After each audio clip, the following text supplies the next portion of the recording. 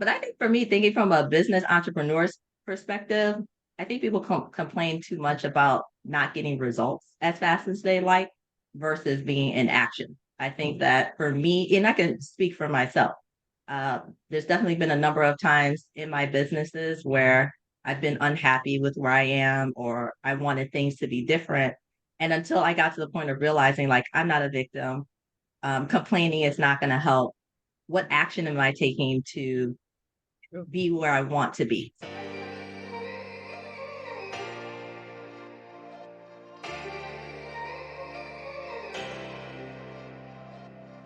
Welcome to the Share the Wealth Show, where minority professionals can learn to escape the racial wealth gap and catapult themselves into abundance. Your host, Nicole Pendergrass, grew her net worth from being negative to multiple six figures. Join her on her investigative mission to expose secret strategies of the wealthy so we can all have the tools needed to build the life and legacy we were created to possess. Now it's time for the show. All right. Welcome back, everyone, to another episode of the Share the Wealth Show. This is the show where we discuss strategies on how to build, grow, and protect minority wealth. But today, we're actually going to be taking a look in the past. I know you guys have heard me, or if you're, regular to the show, you have heard me mention my days wholesaling, right? So we're going to do a throwback and I'm going to talk about that whole experience. I have two of my partners in my wholesaling days and two of my best friends from undergraduate. So I have known these ladies for, it got to be 20 plus years now. Oh God, we're aging ourselves. Jesus, I just said that. Okay. Anyway, stay tuned, listen in, because we're going to go through a lot of the trauma that we went through during that period. And I guess kind of try to think about ways to prevent that if you're starting in a partnership type of arrangement. So in any case, welcome to Verneda White and Vivian Wright, and welcome to the show. How are you guys? Thank you. Thanks for having me. Absolutely. Thank you for having us, Nicole. This is exciting. Perfect. So tell us a little bit about yourselves briefly before we jump in. I'll go first. I'll be quick. I am someone who's passionate about investing and wealth building. Generally, I work a 9 to 5. Nothing special there. Some regular finance position. But yeah, that's me. I like to hear about investing strategies. I like to listen to podcasts and read books and travel and do creative things. But yeah, that's me in a nutshell. What do you do at your 9 to 5? More on the finance side for a pharmaceutical company. Okay. Cool. All right. And I'll jump in. So again, I'm Verneda Adele White. I just want to start off, Nicole, and say that it is a testament to after everything that we went through, we are still friends. And I'm excited that we are here. That's a testament to friendship. So I'm Verneda Adele White. I'm an anti-racism speaker and strategist, entrepreneur. Yes, known Nicole for a long time. I'm super passionate about Black people thriving. I'm passionate about Black wealth and creating generational wealth. My platform is called America's Hot Sauce because Black people are America's hot sauce. And I believe that it is an opportunity for us to come together to ensure that our community is equipped, educated, and empowered to self-actualize. So that is me in a nutshell. Love it. All right. Before we also jump in, I want to ask you guys a random question. Okay. What do you feel people complain too much about these days? Too much about these days? Yeah, what are people complaining about? Weather. Well, truth be told, the first thing that comes to mind is about the weather. well, that's a whole nother conversation about climate change. You know how I feel about that. And that is definitely a part of the revolution. Black people deserve thriving environments. But I think for me, thinking from a business entrepreneur's perspective, I think people complain too much about not getting results as fast as they like versus being in action. I think that for me, and I can speak for myself, there's definitely been a number of times in my businesses where I've been unhappy with where I am or I wanted things to be different. And until I got to the point of realizing, like, I'm not a victim, complaining is not going to help. what action am I taking to be where I want to be? So even speaking about me being an anti-racist speaking strategist, that's not where my career began. I'm definitely on a journey from pivoting from the multiple, as of 2023, multiple six-figure business that I've created thus far, but I want to be in a different arena. So I got to take action to do that. Okay. Well, I love that. Um, I could definitely say like wanting results much faster than or not being happy with the speed in which you are receiving results is definitely a practice of self-reflection and making sure like looking at what you're doing and how can you pivot and grow, and are you doing the right activities? Are you doing the busy work versus the working actually moving the needle forward, you know? So there's a Oh, big busy work, difference.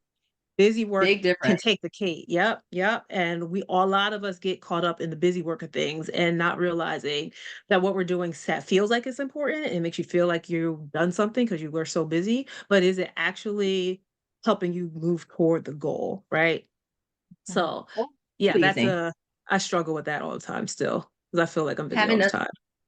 learn to say no, because I know I get caught up in people pleasing. So that part of that busyness of being all over the place is I'm doing stuff for other people.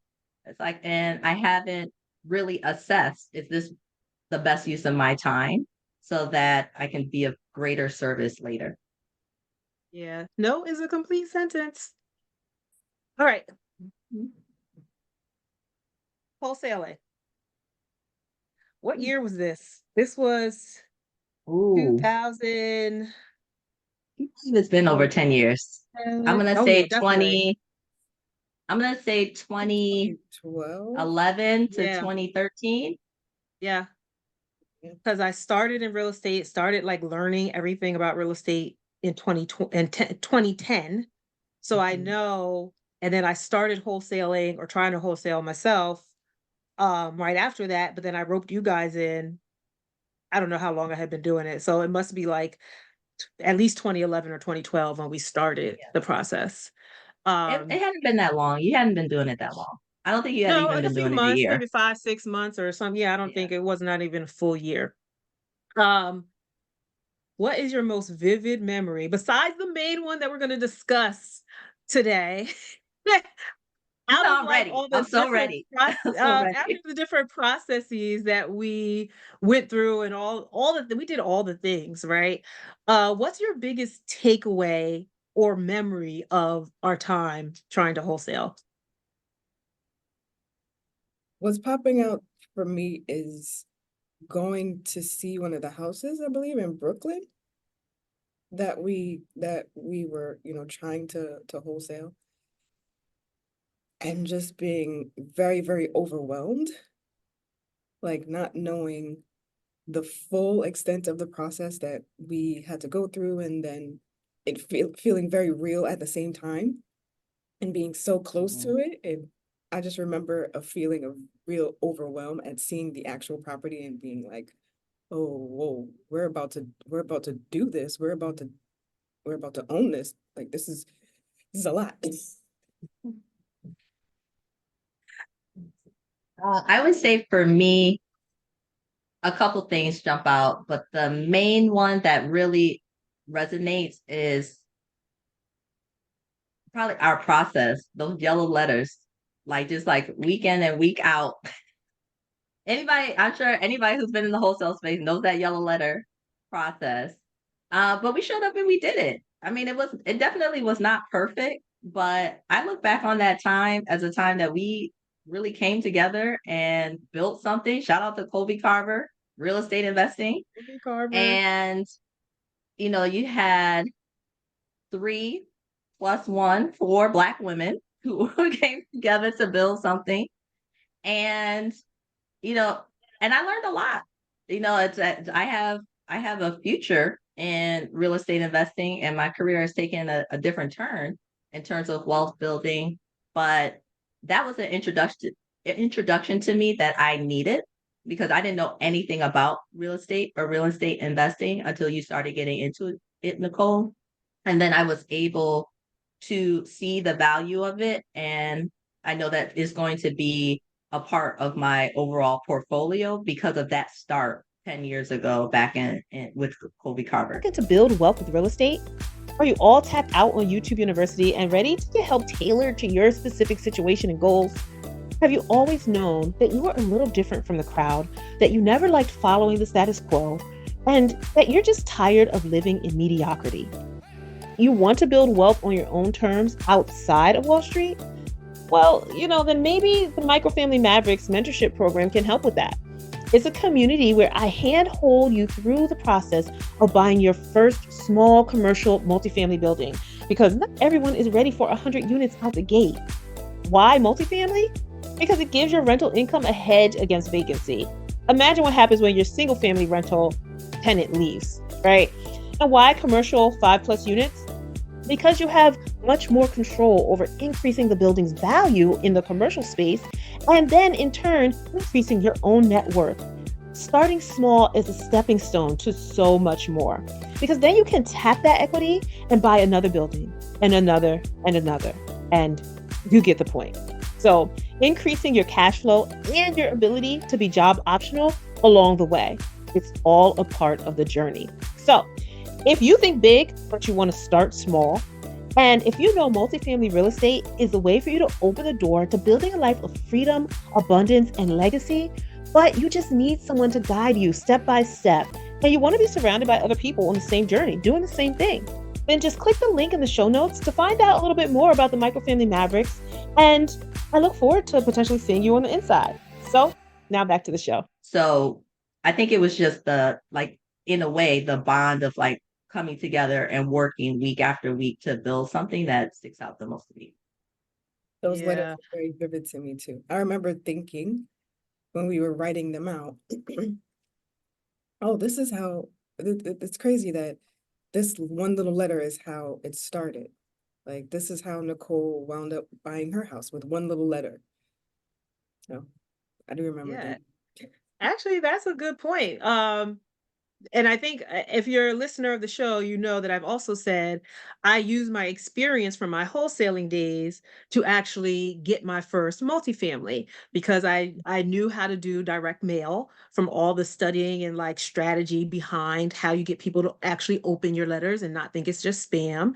So I use that knowledge and that muscle memory basically to do my first mailing for my multifamily. And then that's kind of where, the ball started rolling even further. So, one point I want to make about that is no matter what you're doing and what experiences you're going through, if it doesn't seem like things are working out in that moment, just know that you're learning for whatever your future self needs to be doing or what you can implement in the future. So it's never a failure. It is always a lesson, right? So you never lose, you learn. And if you actually take that to heart, then you will learn from the situations that you have, and you'll have skills, you'll gain skills that you need to use in the future.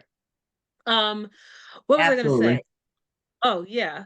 The letters, the yellow letters. So if you are in direct mail marketing now, or you're doing direct to seller campaign, trying to get your first deal, the strategies back when we were doing wholesaling and direct mail might be a little bit different than now. I haven't kept up with the times, but I think there is pretty similar, except it has transitioned digitally. So there's a lot more people who are doing text messages and emails and ringless voicemail drops and all these other strategies, to the point where now people are getting sick of getting unwarranted text messages, and it might actually be a competitive advantage to start direct mail again because no one's mailing anymore. So everything is a cycle. But I was gonna say too, because I do keep up with a number of real estate investor influencers, including Nicole, online. What I've seen as well is how you get leads has changed in that digital space as well. So I remember going to the probate office regularly. We was down at the probate court in Brooklyn, finding out what properties might be available or what families might be interested in selling after their loved one had passed away. And now there's a lot of, there's sites, people are just pulling lists. They're not having to go and physically be at a probate office to get the information. So I think that's another big change too. Yeah, that makes me feel even older. We had to But You have, some you have to leads say Oh my actually nostalgic. God. It makes me feel nostalgic. No, nostalgic. I'm like, we're grown. We're grown. Like, we grown. I That's know. all. I We're young. know. We are young Oh, and grown at the same time. yeah, yeah, here we are. I know that there was also a competitive advantage to going to a physical because there was other lists that we could have pulled, right? And lists that were available online. But one of the competitive advantages of going to a the courthouse and pulling probate lists is because it's manually intensive and time consuming, and most people were not doing that. Everybody wanted to pull the list easier and quicker. So if you had to do that extra step to do something that someone else was not doing, that was going to put you a step above. You would find leads that other people would not be able to access because those leads at the time were not available online. I don't know if now New York City has probates available online. And if they do, like, I mean, I guess it's good or bad, just depending on what your system is. But I remember were we meeting every week or every other week? I think like It was every week. once a Might have week, been, I was gonna say every it might week. have been a combination of, and also depending on what else was going on, because we also hit like different strides of the business. So like sometimes we were like really focused on getting leads, other times we were really in the mailing process. So I think it kind of depended on our ebbs and flow. But I definitely agree with you. Like going at what they always say is that if you can take that extra step, the extra mile is never crowded. So if you want to separate yourself from the herd, I mean, taking those extra steps will always be beneficial. I like that. The extra mile is never crowded. I know. I do like that too. I'm gonna have to write that down. Um, but yeah, I think my main takeaway from our time wholesaling is that um, we were very consistent. Like I remember going to Vivian's old building where she used to work, and it would be Oh, after hours. We would all was that go, right? huh? Is it what we did? I don't remember. Uh, It The was yes. office. What are one you Like, talking building. about? yes. We We met used in to a come to your conference room. office, in the conference room The after security guard at the hours. front. Oh, but you don't work there no more. The security guard at the front That's desk a used to know different our building. faces and would just let us in, right? Like, and Yes. so the conference room, I think the statute of limitations is way off on that now. This is way more than Well, 7 years. over 10 So years, Vivian.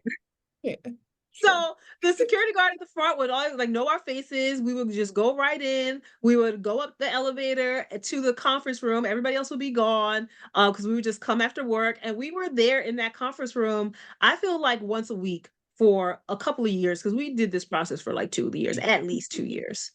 Yes. Yes, And we we were did. there And doing actually, you strategy know what? meetings and This is yeah. this is so far back that that's when I still had a W-2. Like I'm like, I've been independent for since the second half of 2012. So I still had a full-time job when we started doing the wholesaling. That's Yeah. how far back it was. It's crazy. Shout Oh out my to free gosh. office space. Yeah, the free office space. Guys, if you got somebody who got office that's cleared out after dark and you can go there and meet with your friends or your, business associates, whatever you're trying to do, or even if you're working by Get yourself, go in there, started. Get huh? started. I Get said, get started. started. Get You don't have started. to have all the resources. You don't have to have money for a WeWork space. Like Right. you just got to do what you got to do. It was also easier for me then to just stay and go after work and stay like all night in a conference room because I didn't have kids and all the other craziness that happens with that. But but yeah, I did not have any kids yet. I had to think about it. But I know, no, I definitely didn't. Not even close. No, no, no, not even close. I wasn't even married. I had just started dating a little by then. Okay. Um, so what's the next point? I guess for anyone out there who's looking to wholesale, we're just talking about like our journey. We did a lot of the things. We did, like you heard, direct mail campaigns. We hand wrote envelopes. We met every week. We went to courthouses. We went out in the middle of the night hanging bandit signs because we did not want the police to catch us. Because you're not supposed to do that. New York City and a lot of other cities and municipalities. We were really close on our very first, as Vivian mentioned, the property that we were going to wholesale. And our first property was in Brooklyn, and it was like a $1 million plus property. And trust me, when we got started, I was not thinking that I was going to be wholesaling $1 million property. Um, but that's just the cost of, you know, properties in New York. Things are just, and I think it wasn't a condo. It was actually like a townhouse or something. But that's not like even a single family property sitting by itself. That's just and then the second property we almost wholesaled was an empty lot. That lot was like $800,000. Like, why is an Yeah, empty just for a lot lot. $800,000? It was Yeah. crazy. Are you enjoying this episode? Then stop what you're doing right now. Head over to Apple Podcasts and leave us a rating and review. It really helps our show get pushed to more people who are looking for the information that we're sharing here. We have to share the wealth. If you listen to us on YouTube, make sure you like the episode that you're listening to right now and subscribe to our channel. Then share the channel with somebody else. There are people out there looking for the information you're listening to right now. So make sure you share it with someone who you know needs it. Now, back to the show. Both in Brooklyn, both we did not end up wholesaling, and I don't know what fell apart at the last minute. Remember Um, You don't know. why so didn't that's what I want to tell. I want to talk I about mean, Don't that like, know. particular property, I don't remember what happened with that particular property. oh, I know what happened with the lot. I don't remember what happened with the condo. Yeah, I don't remember. Um, The one on Sackett Street. I'm surprised you even I, remember the How street. do you I don't remember remember you the know the street. why? street? Because we were on that property for a while. Yeah. Like I remember That was like our only property. driving several times driving over there. And I was always like the team, the team driver. Well, Over we didn't here, have a car all into my or truck. know how to drive. So what do we think? Because I always sit and try to assess and look retroactively and try to say, hey, why didn't we do any wholesale deals? Why weren't we successful with wholesaling? You know what I mean? So part of my thought process is I was just trying to think back and think about the things that because you feel like you did all the things right and you did all the things you're supposed to do. But I wondered if what we were doing was the busy work, right? Like we were doing all these things, but were we not doing the things that were actually moving the needle? Like, I don't know. Have you guys ever thought about retroactively, like what went wrong with that to make us not actually close a wholesale deal?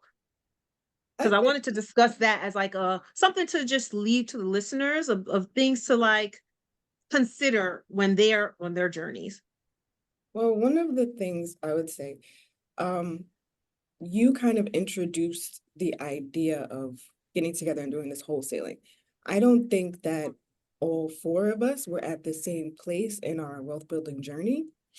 So I think that kind of slowed Yeah. things down because we did what we needed to do out of some level of like trust in what you were doing. And we were, like I know Nicole's has sense and is not going to get into anything crazy.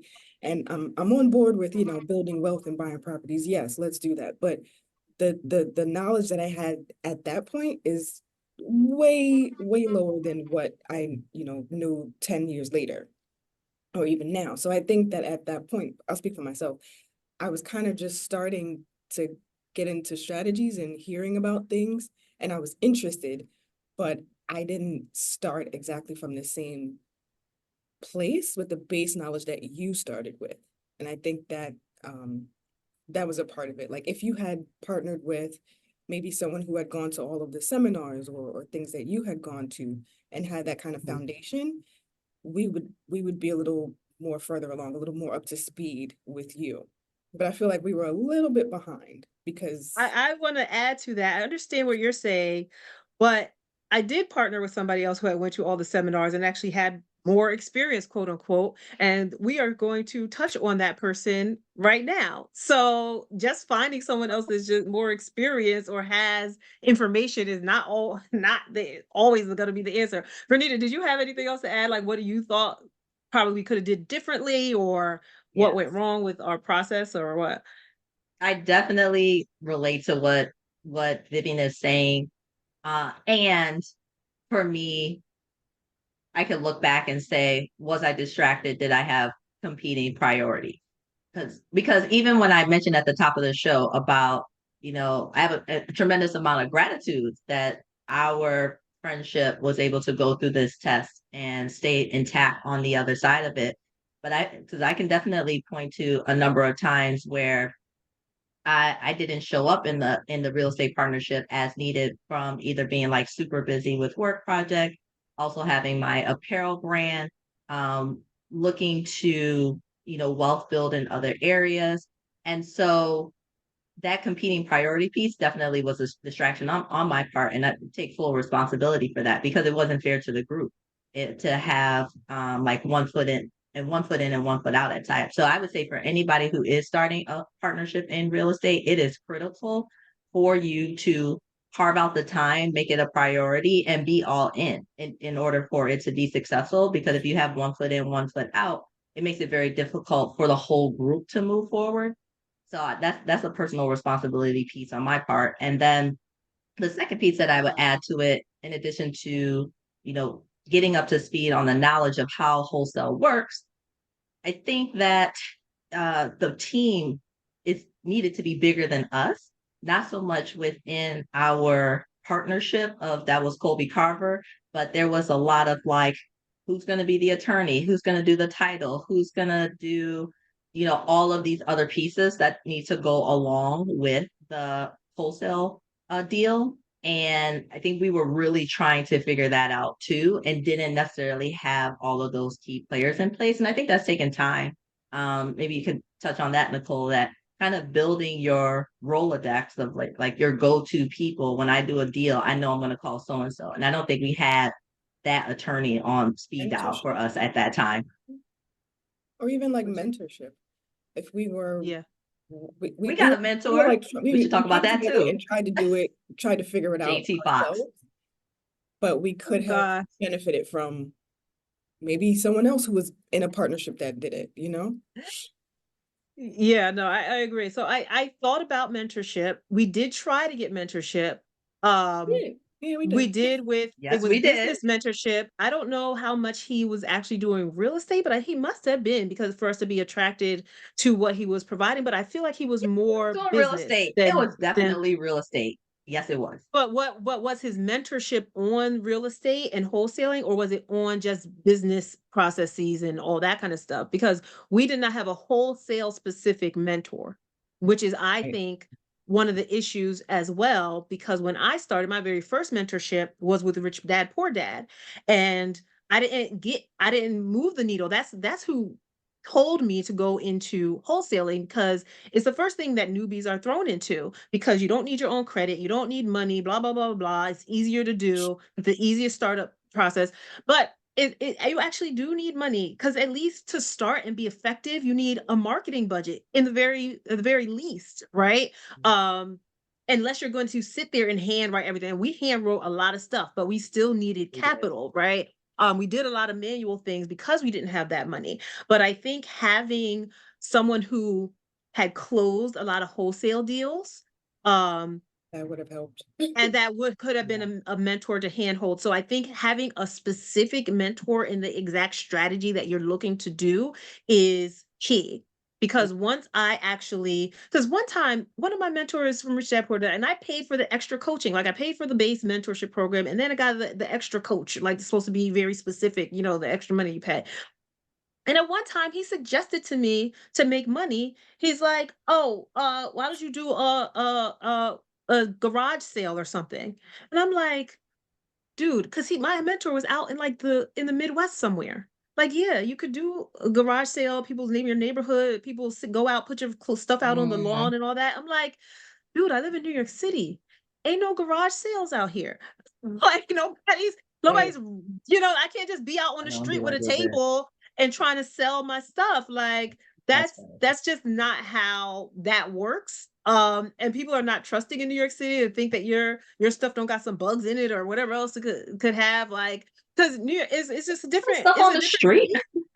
yeah, but it's different beats. Those are like vendors and people who buy like they have their wholesale product, but not like stuff from my house and I have it out on the street. Like that's what I mean. Facebook Marketplace didn't exist then. Jesus, no. But you know, there It's wasn't as okay. much It's okay. It's online okay. options. We're So in any still case, we're the hot the sauce. whole point, yeah, no, the whole point is to if you're looking for help or mentorship or guidance, find someone doing the specific niche that you want to do and not a generalized idea, because that could end up not really getting you where you want. You get a broad overview, but not like the specifics to really like, because if we had a mentor, I feel like they would have told us to get out of New York City and do it in Jersey or do it somewhere else. I mean, neither of us had, I mean, Verneda had a car. We Maybe. didn't really have cars, but what were you going to say about that? You don't think so? I said maybe because it also depends on like how familiar that. Well, I guess you're saying more specific, not only to your strategy, but also who knows the area that you're looking to work in to be Yeah. able to give that type of feedback. So, I mean, for me personally, what I recall from that particular mentorship program, JT Fox, is that it was specific to real estate investing. And the coaches, though, my actual issue with the coaches was not as much that they weren't guiding us in the real estate. I felt that they were not taking us seriously. Like I felt like at the time they saw these four Black women in their 20s, or at least four women in their 20s, one in their 40s, and just messed over. No, they didn't really come to the table correct. Like we're actually here to help you all move to that next level. And so I think that generalization wasn't as much that they could not have helped us, or if had it not been, this is not the right coach for you, but we have 100 other coaches who really could compare with you well. I think it wasn't, there wasn't a level of respect there. And that's why we asked for our money back. We did ask for our money back, and we had to write up a professional legal sounding letter. We did not hire an attorney to write the letter. We just Googled attorney sounding letters and drafted our own, but it had all some legalese language in it. It worked. And it worked. They Yeah. gave some I money called back. them out They were on like, Twitter. "Oh, these chicks about to go to a lawyer." I called JT. I called JT Fox out on Twitter. That's when he responded. Called him out. Oh gosh. All right. So that was one blow up. We had to get our money back from a coaching program that did not really That was guide several us or give thousands us of what we dollars needed to. too. Yeah, that was a lot of money. It was a lot. Yeah. Now what about this this fourth person? We'll talk about that. Okay, guys, don't kill me, but I'm going to have to cut this episode short. This is too juicy, and we need to do this in a part 2. So stay tuned for the next episode that airs, and you can hear the rest of our conversation. Did you love this episode of Share the Wealth Show? Be sure to connect with Nicole by following her on LinkedIn, Instagram, or Facebook. If you picked up any of the gems that were dropped by today's guest, make sure you not only put them in your bag, but if you know of someone who would benefit from this information, don't keep it to yourself. Share the wealth and make sure to leave us a rating and review. We'll see you for next week's episode. Subscribe so you'll be notified.